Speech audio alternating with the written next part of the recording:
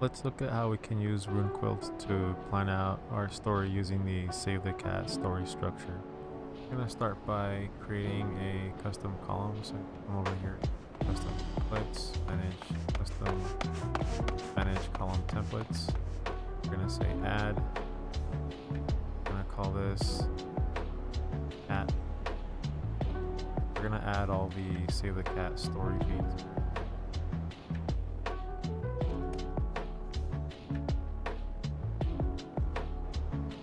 Then I'll just click apply changes and then close. Next we insert our custom column that we just created. So we go to grid, column templates, or column template, save the cat. Minimize this a little bit. And then bring this over to the left. And then add a couple of rows.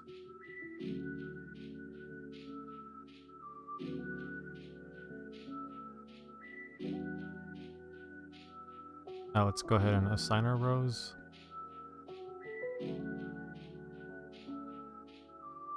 It might also be useful to add a column here describing what each story beat is supposed to be about.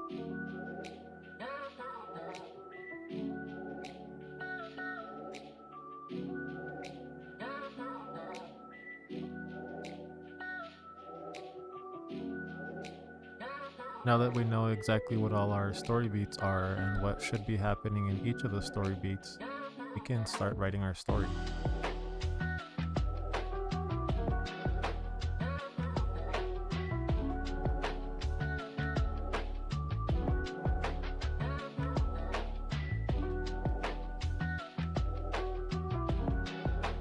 And it's as simple as that. This was a quick demo to demonstrate one of the many reasons why I built RuneQuilt. I like that we can attach an unlimited amount of metadata to each one of these sections of the story.